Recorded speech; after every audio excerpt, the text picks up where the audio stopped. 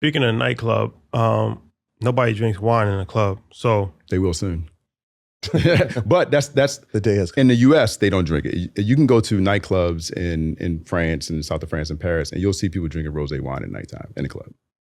okay. Yeah, it's a cultural thing. Like wine has a long way to go here in the States in terms of marketing, and that's primarily because the gatekeepers for wine, the Psalms and all that have put so much fuss on it, right? So you and I, we go to the club. If I can't put an ice cube in if it's not cold enough, or if I have to, sniff and swirl, like you can be like, yo, I'm not doing all that. I'm trying to have fun. Let me get busy. Mm-hmm. So for us, we like, let's break convention. You drink it how you want. If you want to go make a rosé margarita with that and some Don Julio or tequila brand, go ahead.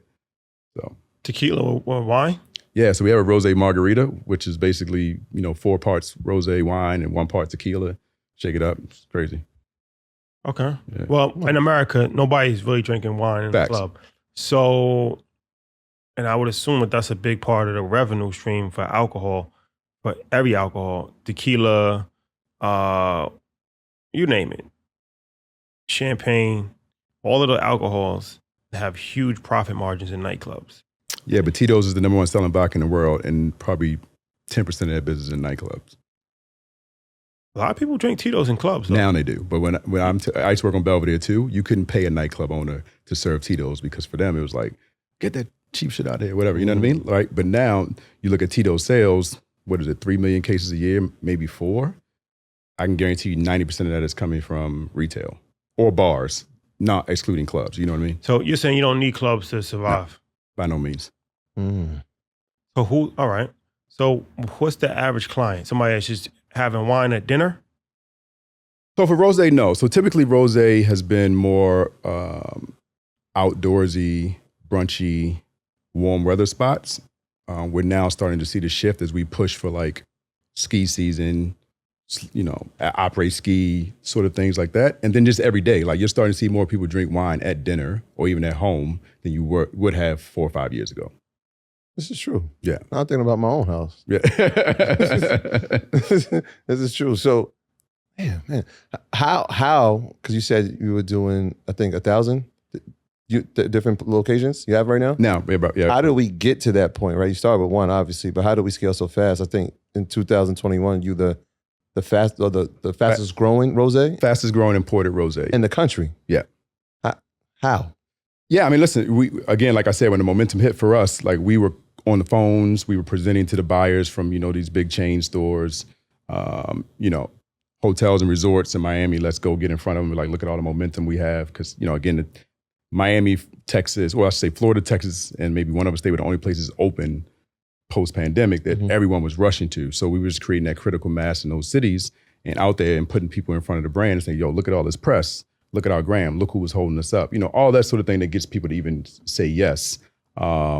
So it was a lot of pitching, a lot of selling. A lot of selling, not in the sense of beating the street, but a lot of selling in terms of presenting to decision makers to get these national distribution deals, like a One Hotel, an Edition Hotel, a Hyatt Hotel group. It's a lot of those meetings. So do you have red wine? Red wine's coming. Yeah. Okay. Man. So right now you have the Blanco and the Rosé. Yeah. And the red wine is coming. Red wine's coming. Out of the Blanco and the Rosé, which one is a better seller?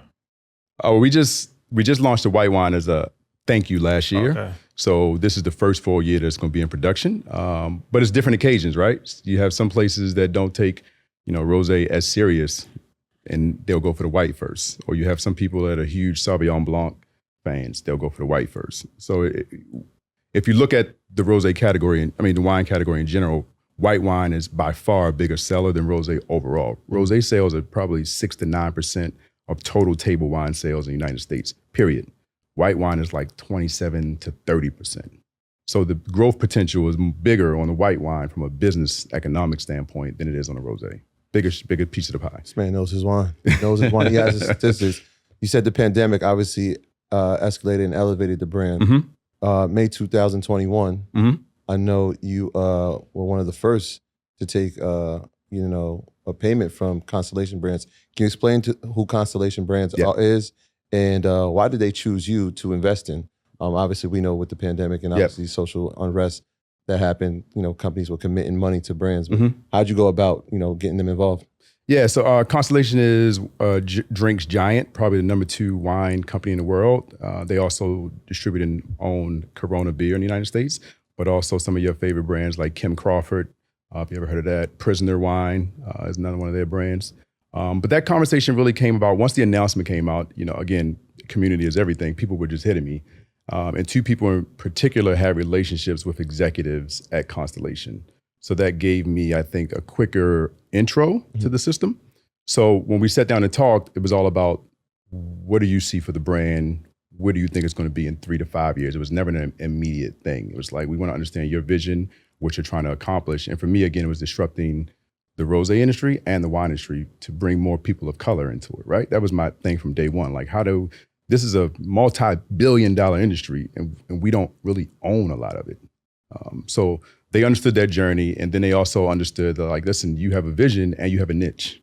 Like, you're bringing new consumers into the rosé space. So there was a lot of conversation about that and the future of the brand, but it was a long process. It was like a 9-month due diligence negotiation process. They had allocated, and you could correct me if I'm wrong, they said they were going to allocate, is it $100 million to brands? $100 million over 10 years. Over 10 years. Over 10 years. To owners of wine companies who were African-American? Spirits. Wine and spirits. People of color that owned alcoholic beverage brands, put it that way. Yeah. And so just the 9-month process, how many, you had the percentage of, and that's pretty shocking, 98% of the people who consume rosé look like us. Yep. How many people were even in the running for it, or even were aware that this was actually taking place and they could have taken advantage of it? Well, that's a good question. I'm not even sure about that. I'm not even sure. But listen, I think the hard part for all these companies that announce venture opportunities is, are we ready as a people that own the business, right? Mm-hmm. I don't necessarily think I was ready when I started the conversation. I had great advisors that got me ready throughout the process. But due diligence is a weeding out process, a lot of it, right? Yeah. So I don't think a lot of us understand what it takes to get to that point.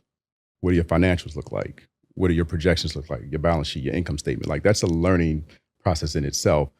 So I think a lot of people have businesses, but when you get to that point, if someone's going to give you money and invest in you, like, that's a whole different thing beyond, is your bottle pretty?